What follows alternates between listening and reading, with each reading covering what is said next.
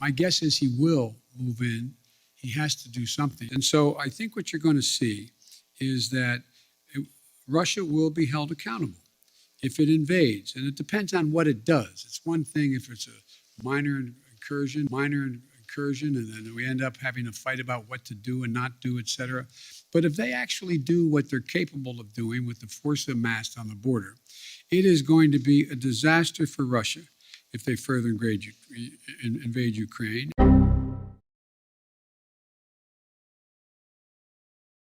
I've been absolutely clear with President Putin. He has no misunderstanding. If any assembled Russian units move across the Ukrainian border, that is an invasion.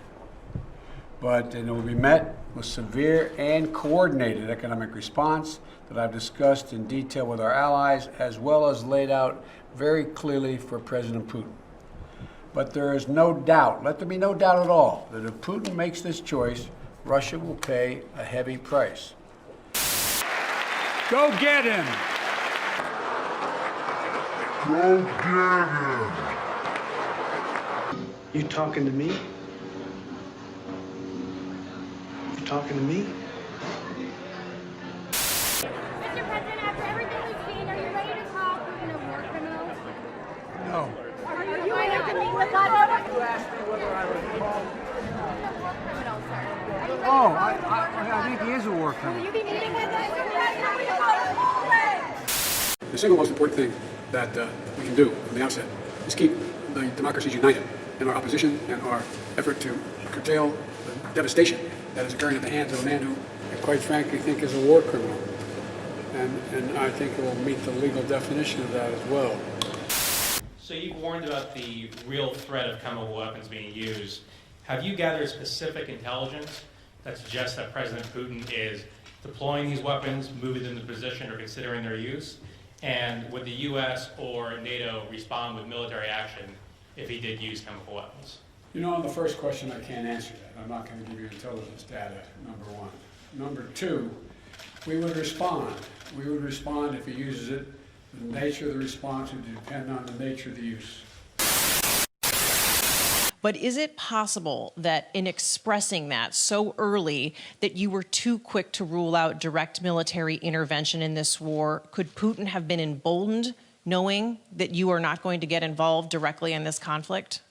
No and no. You do not believe that. And to clarify on chemical weapons, if chemical weapons were used in Ukraine, would that trigger a military response from NATO? It would trigger a response in kind. Whether or not you're asking whether NATO would cross, we'd make that decision at the time. Sir, deterrence didn't work. What makes you think Vladimir Putin will alter course based on the action you've taken today? Let's get something straight. You remember, if you covered me from the very beginning, I did not say that, in fact, the sanctions would deter him. Sanctions never deter. Sanctions never deter.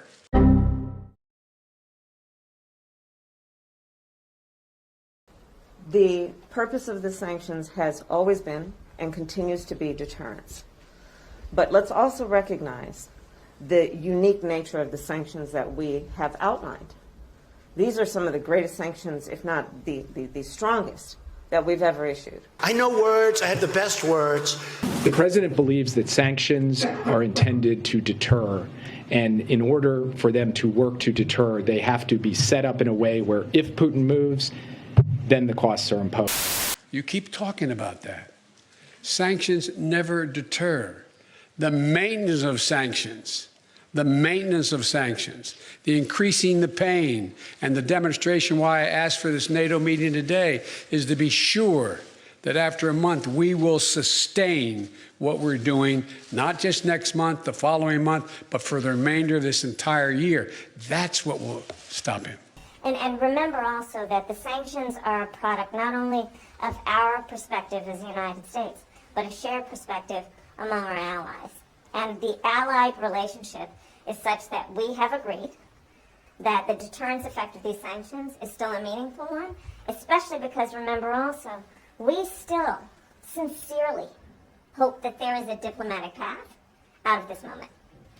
And within the context then of the fact that that window is still open, although it is absolutely narrowing, but within the context of a diplomatic path still being open, the deterrence effect, we believe, has merit. That's not what I said. You're playing a game with me. I know. The answer is no.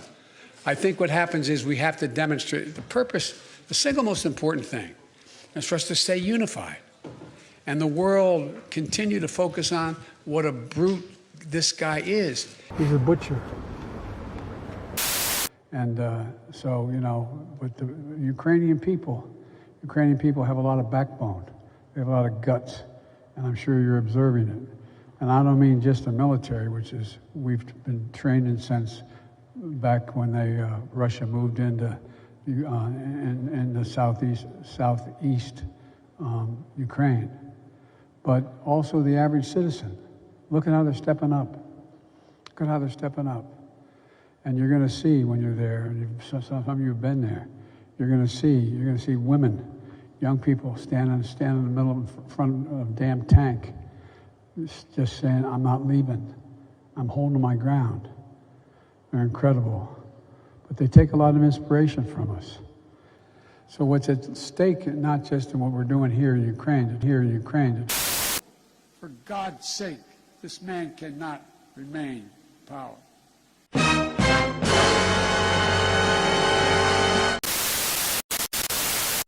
Do you believe what you said, that Putin can't remain in power? Or do you now regret saying that because your government has been trying to walk that back? Did your words complicate matters? Well, you asked 3 different questions. I'll answer them all. Number 1, I'm not walking anything back. The fact of the matter is I was expressing the moral outrage I felt toward the way Putin is dealing and the actions of this man. Just brutality. Half the children in Ukraine. I just come from being with those families.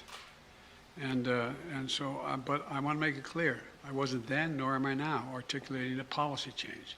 I was expressing the moral outrage that I feel, and I make no apologies for it. Personal feelings, sir. Your personal feelings? My personal feelings. Secondly, you asked me about, well, what was the second part? Does it complicate the diplomacy of this moment? No, I don't think it does. You know, the fact is that we're in a situation where what complicates the situation at the moment is the escalatory efforts of Putin to continue to engage in carnage, the kind of behavior that makes the whole world say, my God, what is this man doing? That's what complicates things a great deal, but I don't think it complicates it at all. Mr. President, thank you. When you say that you're not walking anything back, you do feel that Vladimir Putin should be removed from power? Is that what you're saying? No, what I was expressing just what I said. I was expressing the moral outrage I felt toward this man. I wasn't articulating a policy change. And I think that, you know, he continues on this course that he's on. He is going to become a pariah worldwide, and who knows what he becomes at home in terms of support. Just to follow up, are you concerned this remark might escalate the conflict? No, I'm not. I'm not at all. Look, thank you. And you know, look, the other thing is that a couple people have asked me as well. Might as well speak to it unless you want to ask the question. But you know, that other governments have suggested that this is a problem. I'm escalating things. No. And has it weakened NATO? No, it hadn't. NATO has never, ever, ever, ever, ever, ever been as strong as it is today. Never. So if saying he cannot remain in power does not mean regime change, what does it mean in your opinion? It means that I would hope it was expressing my outrage. He shouldn't remain in power. Just like, you know, bad people shouldn't continue to do bad things. But it doesn't mean we have a fundamental policy to do anything to take Putin down in any way. What made you add that? Because that wasn't in your prepared remarks, we were told. So what made you add that at the end, Mr. President? Because I was talking to the Russian people. The last part of the speech was talking to the Russian people, telling them what we thought. And I was communicating this to not only the Russian people, but the whole world. This is just stating a simple fact that this kind of behavior is totally unacceptable. totally unacceptable. And the way to deal with it is to strengthen and keep NATO completely united and help Ukraine where we can.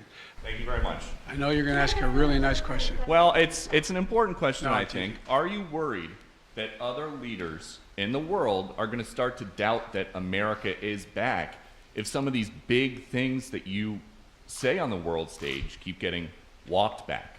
What's getting walked back? It made it sound like, just in the last couple days, it sounded like you told U.S. troops they were going to Ukraine. It sounded like you said it was possible the U.S. would use a chemical weapon, and it sounded like you were calling for regime change in Russia, and we know... None of the three occurred. None of the three occurred? None of the three. Mr. President? You interpret the language that way. I was talking to the troops. We were talking about helping train the troops that are the Ukrainian troops that are in Poland. That's what the context. I sat there with those guys for a couple hours. That's what we talked about. So when you said you're going to see when you're there, you were not intending to I was say referring to meeting with and talking with the Ukrainian troops that were in Poland. And when you said a chemical weapon use by Russia would trigger a response in kind. It will trigger a significant response. What does that mean? I'm not going to tell you. Why would I tell you? You got to be silly. The world wants to know? The world wants to know a lot of things. I'm not telling them what the response would be. Then Russia knows the response. I still want to get back to your original words that he cannot remain in power. Can you help us understand, you have more foreign policy experience than any president who has ever held this office. Whether those are your personal feelings or your feelings as president, do you understand why people would believe you, as someone commanding one of the largest nuclear arsenals in the world, saying someone cannot remain in power is a statement of U.S. policy? And also, are you concerned about propaganda use of those remarks by the Russians? No and no. Tell me why. You have so much experience. You are the leader of this country. Because it's ridiculous. Nobody believes we're going to take down. I was talking about taking down Putin.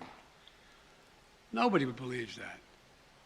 Number one. Number two, what have I been talking about since this all began? The only war that's worse than one intended is one that's unintended. The last thing I want to do is engage in a land war or a nuclear war with Russia. That's not part of it. I was expressing my outrage at the behavior of this man. It's outrageous. It's outrageous.